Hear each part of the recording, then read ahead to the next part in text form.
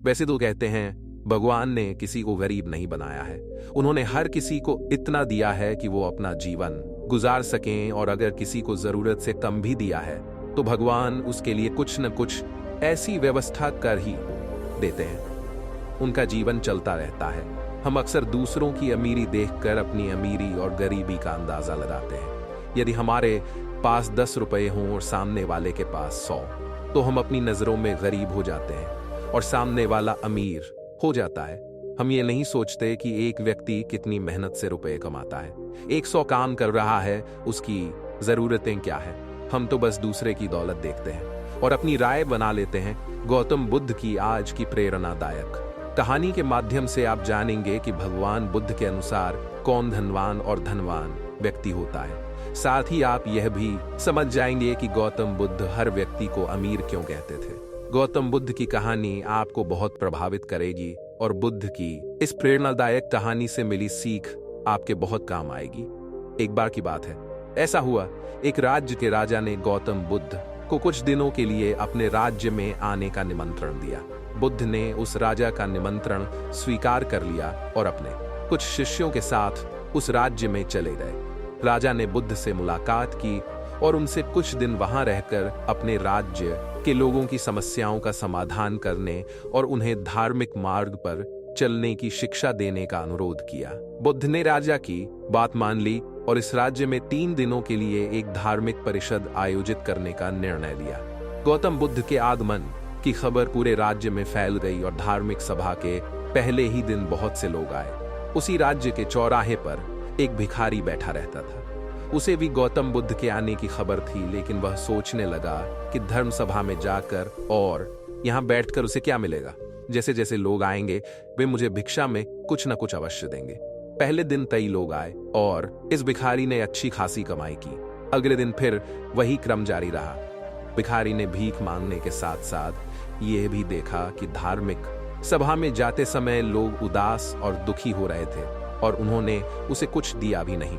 जब वह बुद्ध से मिलकर वापस आता है तो बहुत खुश दिखता है और खुशी खुशी भिक्षा भी देता है। यही सोचते सोचते दूसरा दिन भी बीत गया। तीसरे दिन जब बहुत कम लोग आए तो भिखारी परेशान हो गया। उसने कमाई नहीं की। उसने सोचा कि बुद्ध तो सबकी समस्याओं का समाधान दे रहे हैं, तो क्यों ना मैं भी उनके पास जाऊं और अपनी गरीबी दूर करने का उपाय पूछूं। ऐसा सोचकर वह भी धर्म सभा में गया, लेकिन वहां लंबी कतार थी। बड़ी मुश्किल से उनकी बारी आई। बुद्ध के पास पहुंचकर उसने प्रणाम किया और कहा, प्रभु, इस गांव में सभी लोग सुखी हैं और सभी लोग धनवान तथा सुख सुविधा संपन्न है, फिर मैं गरीब क्यों? तुम गरीब हो क्योंकि तुम हमेशा दूसरों से मांगते रहते हो, लेकिन कभी किसी को कुछ नहीं देते हो। भगवान बुद्ध ने उस भिखारी को देखा। आपको लगता है कि लोग तुम्हें भीख में बहुत सारा धन देंगे, लेकिन आप किसी को बदले में कुछ भी नहीं देना चाहेंगे। यह सुनकर भिखारी बड़े आश्चर्य से बोला, हे प्रभु, क्या मैं लोगों को कुछ दूंगा? मैं भीख मांगकर ही गुजारा करता हूँ। मेरे पास देने को आखिर है क्या?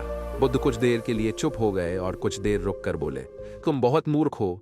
भगवान ने तुम्हें और हम सभी को किसी को देने या दूसरों के साथ बांटने के लिए बहुत कुछ दिया है। आपने एक मुस्कान दी है जिसे आप दूसरों के साथ साझा कर सकते हैं और उन्हें आशा और उम्मीद दे सकते हैं। तुम्हें आवाज दी गई है जिससे तुम मीठे बोल बोल कर लोगों की प्रशंसा कर सकते हो। तुम्हें 2 हाथ दिए गए हैं जिससे तुम दूसरों की मदद कर सकते हो। तुम्हें एक स्वस्थ शरीर दिया है जिससे तुम भीख मांगने के बजाय कड़ी मेहनत कर सकते हो।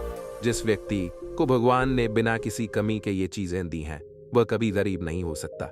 आप सिर्फ अपनी सोच के कारण गरीब हैं। जैसे ही आप इस सोच से बाहर निकलेंगे, आप खुद को दूसरों की तरह अमीर समझने लगेंगे और आपकी जिंदगी भी बेहतर हो जाएगी। दूसरों की खुशी देखकर अपनी तुलना दूसरों से न करें। भगवान ने सभी को अमीर बनाया है, बस जरूरत है तो अपनी सोच सुधारने की। भगवान बुद्ध की बातें सुनकर मनुष्य को अपने जीवन का मूल्य समझ में आया और वह उनके द्वारा दी गई शिक्षाओं के अनुसार अपना जीवन जीने लगा। जब हम सभी अपनी तुलना दूसरों से करते हैं या दूसरों को खुश देखते हैं, तो हमें लगता है कि हमारी जिंदगी खराब है और बाकी सब मजे कर रहे हैं। हम अपने जीवन में कभी भी अच्छी चीजों पर ध्यान केंद्रित नहीं करते हैं। हम कभी यह नहीं सोचते कि भगवान ने हमें स्वस्थ शरीर दिया है, जो सबसे कीमती चीज है। आप कितने भी अमीर क्यों ना हो, अगर आपका शरीर उपयोगी नहीं है तो वह पैसा भी किसी काम का नहीं है, और वहीं अगर आप गरीब हैं लेकिन आपका शरीर बिल्कुल स्वस्थ है तो आप अपने आप में एक अमीर व्यक्ति हैं। कोरोना काल में हम सभी ने देखा है कि पैसे से ज्यादा जरूरी स्वस्थ शरीर है।